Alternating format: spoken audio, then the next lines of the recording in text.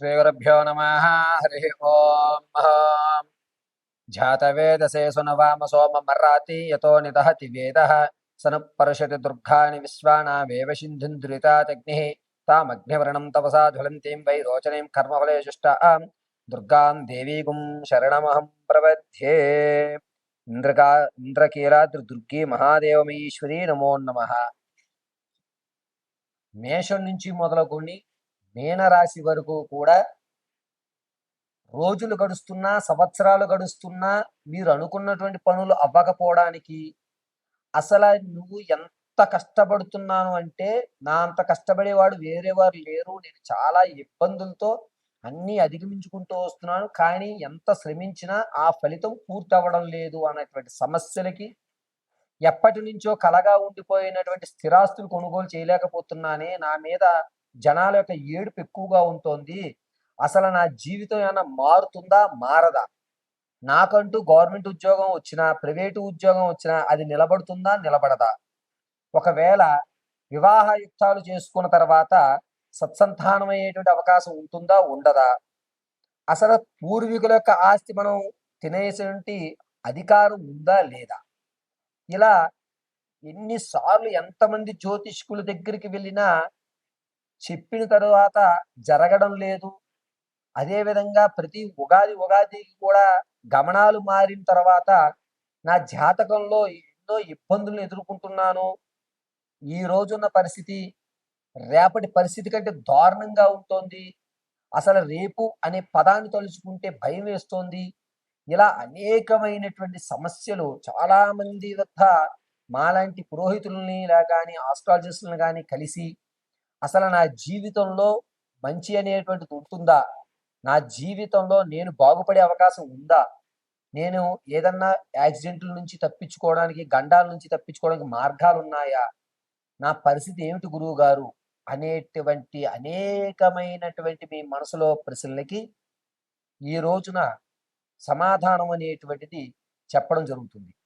అసలు మేషం నుంచి మీనరాశి వరకు కూడా ఏ ఏ సంవత్సరంలో మీకు అదృష్టం కలిసి వచ్చేటువంటి అవకాశం, ఆకస్మికంగా పూర్వీకుల ఆస్తి కానివ్వండి, లేకపోతే మీరు ఎప్పుడో ఇన్వెస్ట్ చేసి మర్చిపోయిన ధనం మళ్ళా మీకు తిరిగి రావడం, లేదా ఒక ఇన్సూరెన్స్ చేయించారు, ఆ కాగితం కనబడలేదు, ఇన్సూరెన్స్ క్లెయిమ్ అయిపోయింది, మీరు ఇప్పుడు కష్టాల్లో ఉన్నారు, ఆ కాగితం మీకు మళ్ళీ ఎప్పుడు కనబడేటువంటి పరిస్థితి, విడిచిపెట్టినటువంటి బంధాలు, నేను తీసుకున్న డెసిషన్ కరెక్టా తప్పా?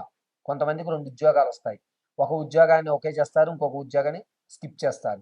ఈ ఉద్యోగం ప్రయాణం అవుతున్నప్పుడు మధ్యలోనే క్విట్ చేయవలసిన అవసరం వస్తుంది.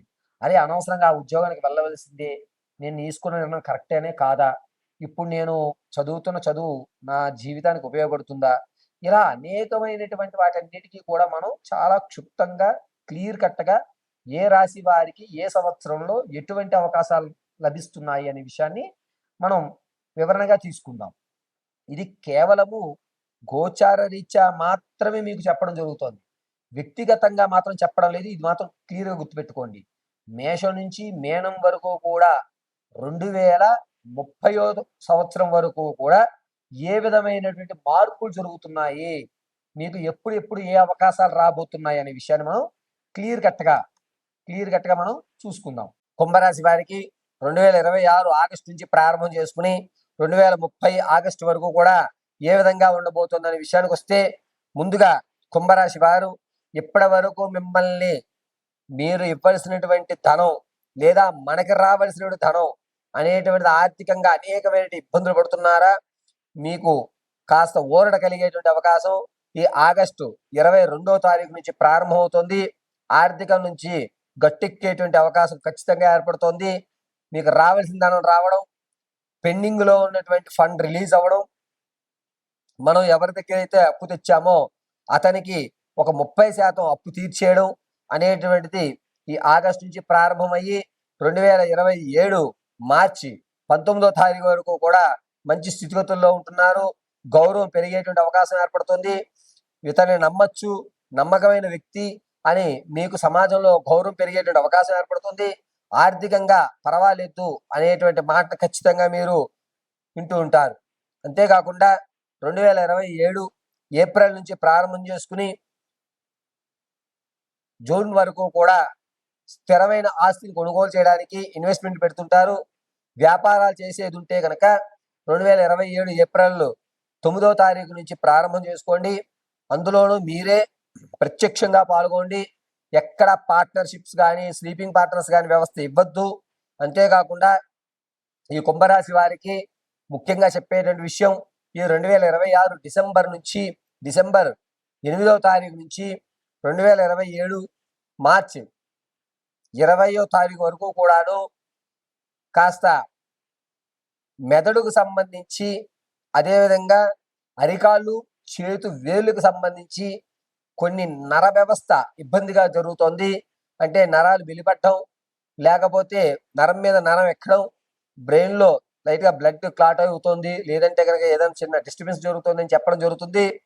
ఆరోగ్యం విషయంలో వ్యక్తిగత ఆహార నియమాలు పాటించుకోండి. ఏది తినాలి ఏది తినకూడదని ఒక గైడ్ లైన్స్ ఫాలో అవ్వండి. మీ యొక్క డాక్టర్ గారి సలహాల మేరకే ఫాలో అవ్వండి. కొంచెం ఈ పీరియడ్లో మీరు జాగ్రత్తగా ఉండగలిగితే కనుక రానున్న రోజులన్నీ కూడా అద్భుతంగా ఉంటాయి. ప్రమాదం అనేటువంటిది ఇక పొంచి ఉండేటువంటి అవకాశం కూడా ఏమీ లేదు. 2029 జూన్ 3వ తారీఖు నుంచి ప్రారంభం చేసుకుని అక్టోబర్ 27 మధ్యలో ప్రమాదం జరుగుతుంది తప్ప 2028 వరకు కూడా ప్రమాదం లేదు. చిన్నగా ఈ నర వ్యవస్థకి సంబంధించి మాత్రం వ్యవస్థ ఉంటుంది. ఇది పెద్ద విషయం కాదు, టాబ్లెట్స్తో తగ్గిపోయేటువంటి అవకాశమే. కానీ 2028లో జరిగేటువంటి ప్రమాదం మాత్రం కొంచెం మేజర్ అని చెప్పొచ్చు. దీనివల్ల కొన్ని రోజులు మీరు ఇబ్బంది పడే అవకాశం ఏర్పడుతుంది. ఉద్యోగ ప్రాప్తి కోసం అయితే కనుక ఖచ్చితంగా ఈ సంవత్సరం 2026 నవంబర్ 19వ తారీఖు నుంచి 2027 మార్చి 3వ తారీఖు మధ్యలో ఖచ్చితంగా ఉద్యోగ ప్రాప్తి అనేటువంటి కుంభరాశి వారికి లభిస్తుంది.